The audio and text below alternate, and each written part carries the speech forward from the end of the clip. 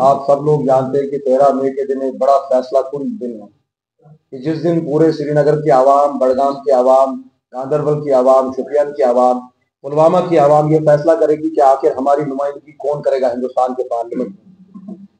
21 तारीख से जब से हम इस सफर को हमने शुरू किया और इस मौक़िफ़ के साथ शुरू किया कि मसले कश्मीर पे कोई कॉम्प्रोमाइज नहीं होगा, 370-35 पे कोई कॉम्प्रोमाइज नहीं होगा, बीजेपी जैसे कम्युनल जमात के सामने, उनके कम्युनल एजेंडा के सामने कोई घुटने नहीं टेके दे जाएंगे। और हमने यही पाया लोगों में जो सबसे बड़ी मसाइल है वो डर और खौफ की है आज कि लोगों को इजाजत नहीं दी जाती है बात करने कि लोगों को इजाजत नहीं दी जाती है बात करने के लिए। तो बारहा हमने वो कोशिश की कि आवाम में वो सियासी शऊर पैदा कर सके। मैंने ये अपने कई सारी पॉलिटिकल मीटिंग्स में ये बात कही कि जब असदुद्दीन ओवैसी जैसा लीडर 25 करोड़ मुसलमानों की बात कर सकता है तो हमें एक ऐसी क़यादत चाहिए जो बिना किसी खौफ के, बिना किसी डर के जो है कश्मीरियों की जो है आवाज़ वो ऐवान पार्लियामेंट में बुलंद करे। यही मंशूर हम लेकर अगर इंशाअल्लाह अल्लाह ने हमें इज्जत दी और हमारे में से कोई कामयाब हुआ इस पार्लिमानी इलेक्शन में और इसी मंशूर पे हम गामजन रहेंगे, इस पे साबित कदम रहेंगे कि कभी भी कोई कॉम्प्रोमाइज नहीं होगा सैक्रोसैंक्ट इशू पे 370-35 है और the core issue of Kashmir and we will never ever have any allies with BJP till the time I am alive. जितनी देर तक अल्लाह ने मुझे जिंदगी बख्शी है मैं इनके खिलाफ लड़ता रहूंगा, क्योंकि ये हिंदुस्तान के आइन के आर्टिकल 14, 15, 25, 29 को तार तार कर रहे हैं। जो बाबा साहब भीमराव अंबेडकर ने जो कॉन्स्टिट्यूशन दिया जिसमें फंडामेंटल राइट्स का कॉन्सेप्ट है, जो ये बताता है कि मुसलमान भी उतना ही शहरी है जितना कोई हिंदू भाई है, जितना कोई हिंदू भाई शहरी है उतना ही कोई हमारा सरदार भाई भी है। तो हमें इसी मकसद को लेकर चलना है। और जो कश्मीरियों से छीना गया पिछले 70 साल में, मैंने कहा 53 में शेख साहब यहाँ के प्राइम मिनिस्टर थे, हमारा प्राइम मिनिस्टर हमसे छीना गया, वो ओहदा हमसे छीना गया। 65 में गुलाम अहमद सादिक थे जिसमें तरमीम की गई 370 में। तो हमें दोबारा वो जंग जो है उसको जारी रखना है सियासी तौर, peacefully, politically we will have to persevere, legally we will have to look for resources अपनी आवाज को बुलंद करने के लिए। मैंने बारहा आप लोगों को इन जिरगों में कहा कि 3 बड़े जिरगे हुए हिंदुस्तान में जहां 370 पे बात हुई, जो राउंड टेबल्स किए, ट्रैक 2 पे बात हुई, बाकी सारी चीजें हुई, तीनों में हमने शमूलियत की। एक जिरगा हमने खुद करवाया जो काम कश्मीर के एमपीज का था कि हिंदुस्तान में इतनी सारी पॉलिटिकल पार्टीज है, हमारे ही दोस्त हिंदुस्तान में एक फोरम चलाते हैं सेव द कॉन्स्टिट्यूशन। फली एस नारिमन जो हिंदुस्तान के सबसे बड़े कॉन्स्टिट्यूशनल एक्सपर्ट थे, उन्होंने कहा जो हिंदुस्तान का आईन है इसको तार तार किया गया 5 अगस्त 2019 के दिन। तो ये हिंदुस्तान के सबसे बड़े लीगल ल्यूमिनरीज ये बोल रहे हैं, चाहे जितनी भी पॉलिटिकल पार्टीज है, चाहे वो समाजवादी पार्टी है, डीएमके है तमिलनाडु की पार्टी, टीएमसी है, चाहे आपने एमडीएम के चीफ वाइको की तकरीर राज्यसभा में मुझे आज भी याद है जिन्होंने कहा कि कश्मीरी बच्चों के साथ आज दोबारा वही कर रहे हो आप जो 53 में आपने शेख साहब के साथ किया कि इन कश्मीरियों का दिल मत तोड़ो। जो गारंटीज हिंदुस्तान के आईन ने इनको दी है वो हमें अपने वादे जो है उनको बरकरार रखना पड़ेगा। इंशाल्लाह 370 जो था it was a part of basic structure of Indian constitution. We will form that political consensus as ambassadors, we will go in that parliament and I will speak to everybody. I met more than 20 political parties, national as well as regional parties. मुझे प्रकाश अंबेडकर जो कि B are Ambedkar के grandson है, जो president है वंचित बहुजन अघाड़ी के, उन्होंने कहा शाही साहब हम आपके साथ हैं। महात्मा गांधी के ग्रैंडसन ने कहा कि हम आपके साथ हैं।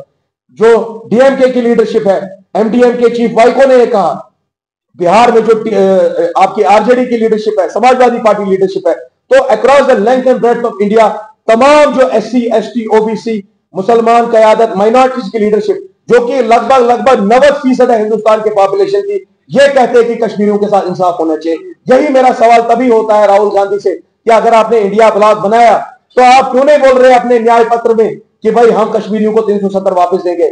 यही मेरा इख्तिलाफ जो है वो इंडिया ब्लॉक से है कि भाई आप कश्मीरियों की इज्जत की बात करें, आप CAA, NRC, uniform civil code के खिलाफ बात करें, जो आज हिंदुस्तान के आईन को तार तार किया जा रहा है उसके खिलाफ लड़िए। जब हमने ईवीएम के खिलाफ तहरीक चलाई, मेरा ही दोस्त महमूद पराचा सुप्रीम कोर्ट का लॉयर, वो दिल्ली के सड़कों पे निकला, उसने फोन पे हमें बात की कि भाई शाही साहब आप भी आ जाइए, आप कंधे से कंधा मिलाकर हमारे साथ लड़िए। ये गवाह, ये चौखट उस बात की गवाह है कि I was the first person to take on EVM, और वो सारे हमने दस्तावेज आपको दे दिए, प्रेस को दे दिए। जब हमने अप्रैल 2024 में वो प्रेस कॉन्फ्रेंस की, मुझे माफ करिएगा, मार्च 2024 में हमने ईवीएम का पूरा कच्चा चिट्ठा आपको दे दिया किस तरह भारत इलेक्ट्रॉनिक लिमिटेड में बीजेपी के लोग बैठे हुए हैं। यही सारी बातें ये मंशूर लेकर कि हमारे को एनएचपीसी के पावर प्रोजेक्ट वापस लाने हैं, draconian laws like armed forces special powers act, disturbed area act और this what you call it PSA have no place in the civilised society. हमें जितनी देर तक अल्लाह ने वो सकत दी, मैंने पूरे शिद्दत से इस कौम की नुमाइंदगी करने की कोशिश की। ये एक छोटी पॉलिटिकल जमात है, ये वजूद में आई, मगर किसी भी सैक्रोसैंक्ट इशू पे हमने कभी भी अपना किरदार नहीं बेचा, हमने अपने कौम का मौक़िफ़ नहीं बेचा। अल्लाह ने हमारे को आजमाइशों में डाला, बीजेपी के बुलडोजर यहां आए, एनकाउंटर हुए, आप लोगों ने हमारी जदोजहद देखी है। वल्लाही मैं ये बोलता हूं, अपने लिए नहीं बोल रहा हूं, कि अगर मेरिट पे ये इलेक्शन होगा, अगर सही में पिछले 5-6 साल के काम पे ये इलेक्शन होगा, तो Jammu Kashmir People's Party deserve the first place. क्योंकि आप लोग भी जानते हैं बीजेपी का बुलडोजर किसने रोका। जब हैदरपुरा एनकाउंटर हुआ, मुस्लिम मुनीर की कस्टोडियल किलिंग हुई, अब्दुल रशीद डार की पुनः पोस्टपोरा में हलाकत हुई, वो लाशें किसने निकलवाई। जब हमारी गोजवारा चौक में बच्चियां सड़कों पे बैठी, उनके लिए कौन निकला, किसने पुलिस की अज्जतों को बर्दाश्त किया। 7 साल से मेरे को कोई पुलिस प्रोटेक्शन नहीं है, मेरे पास कोई गवर्नमेंट का ऑफिस नहीं है। ये गवर्नमेंट आज भी कैंपेनिंग के वक्त, हत्ता कि मैं कैंपेनर हूं, मैं एक कैंडिडेट हूं इस इलेक्शन में, under article 324 they can not stop me from campaigning. कितने रोड़े इन्होंने अटकाए वो आप लोगों ने भी देखे। इसलिए मैं आज ये बात कह रहा हूं अपनी कश्मीरी अवाम को, जब तक मेरा इम्तिहान था, अल्लाह ने हर इम्तिहान में मुझे विद फ्लाइंग कलर्स भी पास दोज एग्जाम्स। और वो जो इम्तिहान हमारे पास आए, जो मुश्किलें आई, जो चैलेंजेस आई, जबकि हम जेल बड़ी आसानी से जा सकते थे, मुझे धमकियां दी गई, यूएपीए का डॉजियर बनाया गया मेरा, जब मैं गोजवारा चौक में बैठा। एक सिटिंग एसपी ने मुझे बोला कि आपकी इतनी जुर्रत कैसे है कि आपने मोहन भागवत मुर्दाबाद के नारे दिए, आपने नरेंद्र मोदी मुर्दाबाद के नारे दिए, हम शिबा नशाई we will assassinate you, assassination threats हमें दी गई।